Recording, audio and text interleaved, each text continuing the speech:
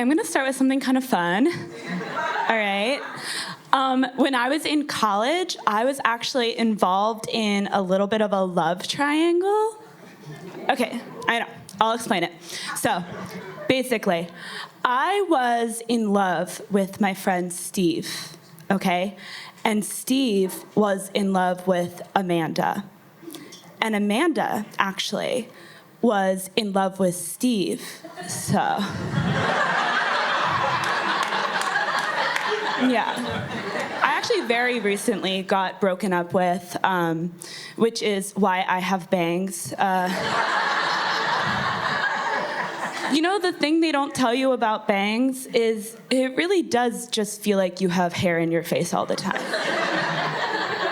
No one talks about it, but yeah, I don't know. He had concerns about me. He said that I was like too family oriented, like I love my family too much, which is my bad. I'll never do it again. No, don't feel bad for me. I have a lot of good things going on for me, you know. Like I have a job. Yeah. No, I'm sorry to bring up work, especially on the weekends, though, you know, because I think it's really important to have a good work-life balance. And I have that usually, because when I'm at work, I actually don't want to live, so. Yeah. It balances out. Yeah. I'm actually a little worried about my reputation at work right now because I came into work last week and one of my coworkers stopped me immediately to tell me that I had dirt in my teeth. Like dirt. It was blueberries, but she said dirt, so I had to be like, oh, thanks for looking out for me, girly. Also, quick question. Do you think that I eat dirt? And she was like, ugh, I don't know. I was like, you don't? It's up for debate. But it's okay. I spent the rest of the week turning that reputation around. I came into work with huge egg sandwiches, like, yummy people food. I'm totally not a worm. No, and you know what? I'm not a worm. I'm a human woman. And I'm not just any woman. I'm actually a woman in comedy. And honestly, thank God, okay? Because I personally could never be a woman in STEM. I don't know what it is. Math and science, my brain just doesn't work that way. Like I remember when I was little and we were learning about fractions and the teacher was like, all right, we're gonna do 2 divided by 8. I just thought to myself, like, we all know that 8 has more than 2.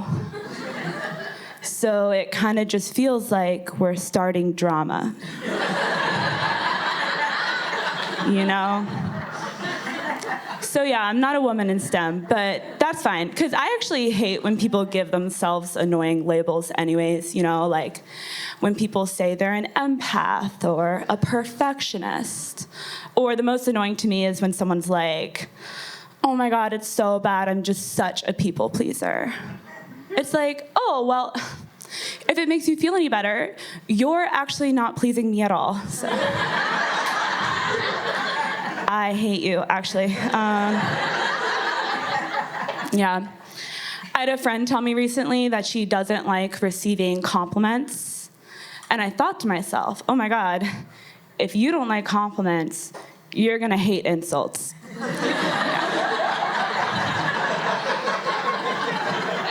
Because those are arguably worse. No, but I get it. Receiving compliments is hard. That's why I have a strategy. All you gotta do when somebody compliments you is just immediately reveal something about yourself that is disgusting. Okay? So like, for example, someone might say to me, "Oh my God, Anna, you have beautiful eyes."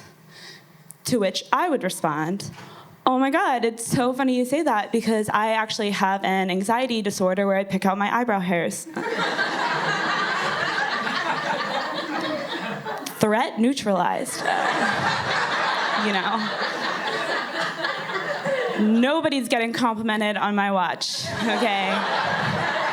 I don't know. Maybe I'm insecure. But if I'm insecure, I actually know exactly why.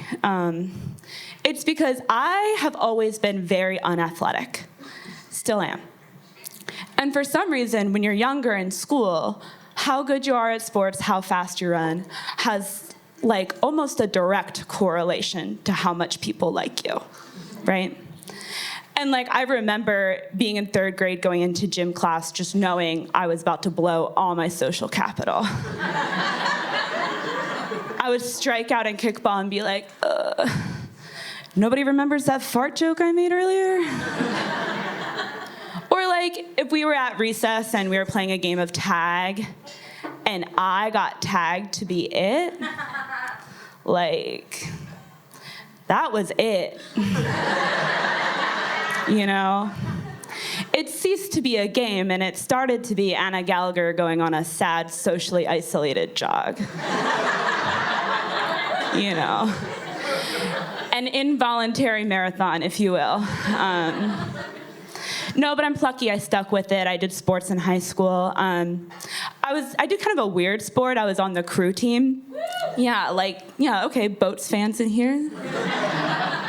Yeah.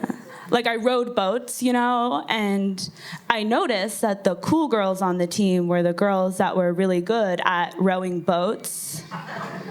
And I just felt like people would be kind of dismissive or disrespectful to me because I wasn't good at rowing boats. And I just got this sense like I was the only one who had a firm grasp on what little impact rowing boats was gonna have on our adult lives. I don't know, unless you're trying to have the most inconvenient yet whimsical commute to work.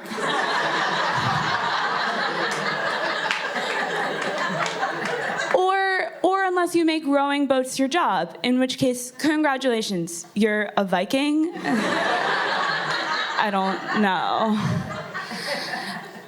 Something else kind of hard for my self-image in high school was that all my friends were like significantly more attractive than me.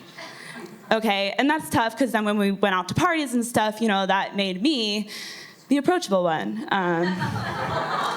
Yeah, and being the approachable one is tough because you feel kind of looked over, and also like I was always weirdly involved in my friends' love lives because guys would go through me to get to them. And I hate it now when my friends try to be all cute and they're like, "Oh my God, remember when I like kissed Johnny?" It's like, do I remember? Girl, I was in charge. Yeah, I was on the clock that night. No, I don't know. Maybe I'm being a little dramatic. I don't actually think this experience of being overlooked has permanently affected me, you know? It's not like I do anything now where I like force people to pay attention to me just to get their approval. That's my time, thank you.